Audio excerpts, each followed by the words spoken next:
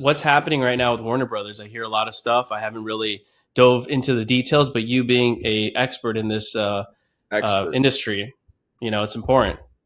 expert, a 30-year-old expert in this industry. You know, the country was created and built by 20-year-olds, 30-year-olds, I and know people forget, dude. Facebook was created, although they were geniuses, Facebook was created by 20-year-olds. People forget. Right. Yeah, George Washington was 15 when he freed America. He was a 14-year-old boy. 15. He was a 7-year-old boy. His Okay. Okay. All right, let's move on. um, So what's happening? so Warner Brothers Discovery is selling, and I don't know if you know too much about like the DC movies and all this stuff. Hmm. So there's actually another very interesting angle here that I forgot to tell you about, which is something that has to do with Zack Snyder, the director. Okay. He's the director of 300. He's the director of Watchmen. He's the director of Batman versus Superman, the Snyder Cut, Justice League, etc.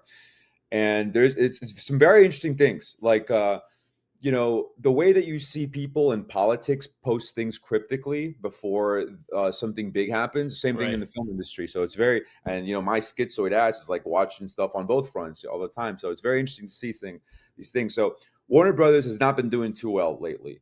Mm. In general, like they just had this Superman movie, but that Superman movie did dog shit in numbers. And I'll give you an example.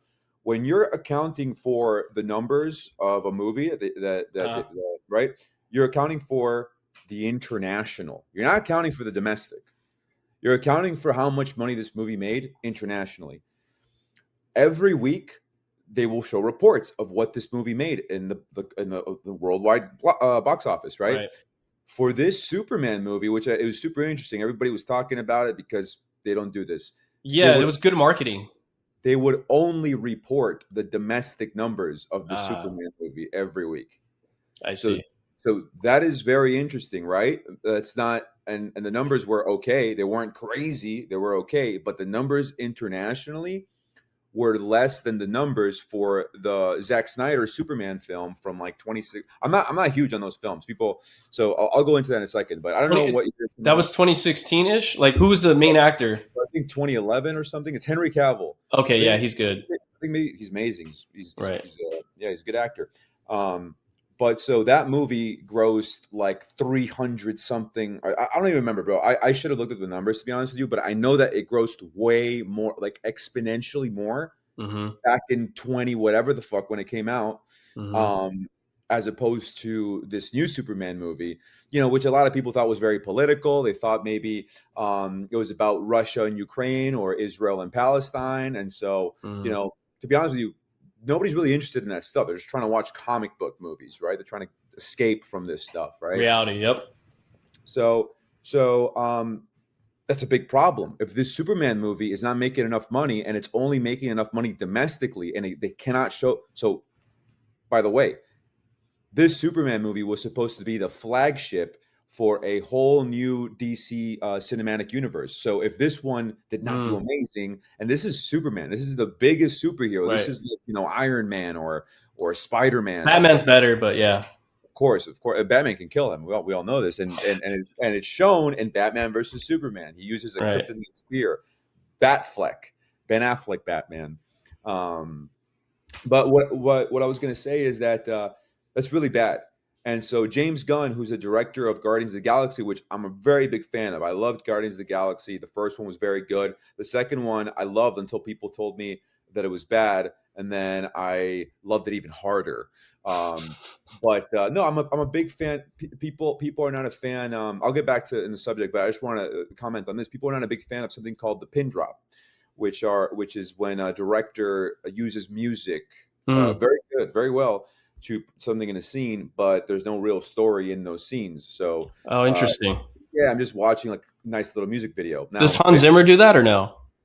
well, Hans Zimmer's a composer, and so Okay. he typically works with Christopher Nolan, and Christopher Nolan does not do that. He does not do pin drop. Absolutely Oh, not. I good mean, to know.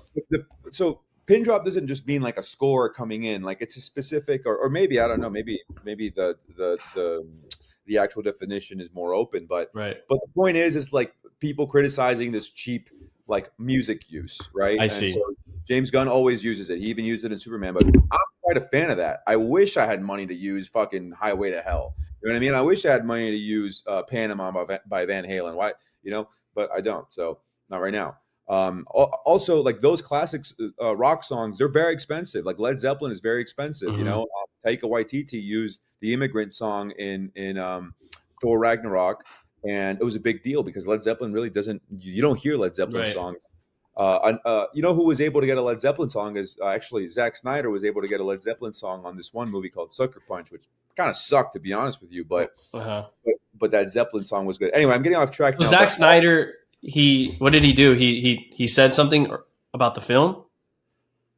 no, he's the director of the original of sorry, not the original, but of the of the Right. Henry DC. Cavill. Yeah, yeah, but he wasn't just the director of that movie. He was the creative vision of the DCU. He was the head of the DCU. Okay. It's called the Okay. Snyderverse, right? Instead of Hmm. DCU universe. So he's the vision behind Batman. Ben Affleck as Batman. He's the vision behind Gal Gadot, which a lot of people obviously now don't feel comfortable with. But dude, I'll tell you right now, it's one of the hottest women alive. Sure, her acting may appear to some as subpar, but it's one of the hottest women alive. And I thought she looked great as Wonder Woman personally. Like I thought physically she was fit. I thought she looked great as Wonder Woman. Right. So he's the vision behind that as well. He's the vision behind, you know, Jason Momoa as Aquaman, which looked great. You know, so he's the visionary that did all that stuff, and James Gunn is the visionary who is now just starting his own universe. And so this new Superman was the flagship for this new universe. And based on how this Superman performed, they were gonna give him all of this stuff that he could do, and he was gonna stay on. But the Superman movie came out, and then Warner Brothers announced that they were selling. Doesn't look good. Does I not see. look good at all. Right? Right. Right. You're a film guy, and I'm sure you can assess that that doesn't look good. So that's what's going on now. The cryptic parts of all of this. So what happened to the Snyderverse, the Zack Snyderverse, right? Was that I'm not going to get into too much detail, but some tragedy in his life happened, and he couldn't finish filming the Justice League. So Warner Brothers was like, "Dude, finish this, or we're going to find Mm. somebody that will."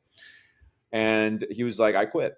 Um, and so what happened is Warner Brothers hired Joss Whedon. Joss Whedon was the direct. He's the guy behind Firefly, which is a very successful sci-fi show from the early 2000s, and he's a director of the first Avengers movie, which I think grossed close to a billion back in 2012.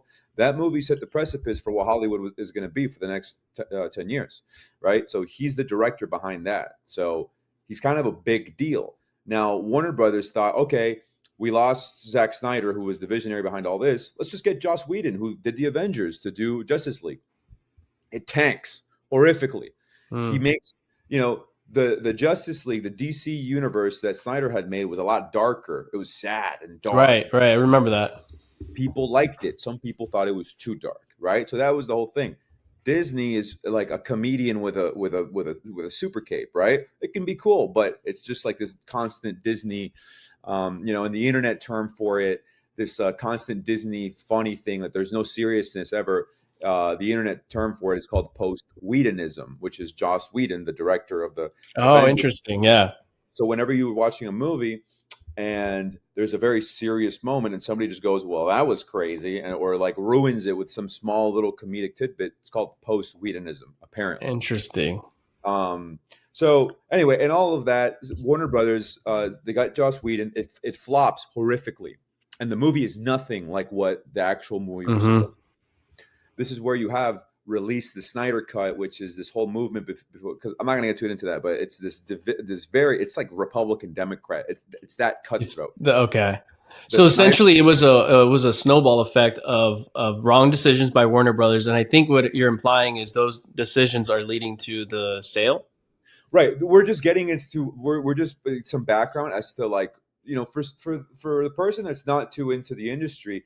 They're like, Warner Brothers are so big. Why are they selling? You know what I Right. mean? Like, well, this is why. Like, Snyderverse crashed down, not because of Zack Snyder, but because they didn't allow him for some time of mourning after a tragedy in his I family type of see. thing. And Yeah.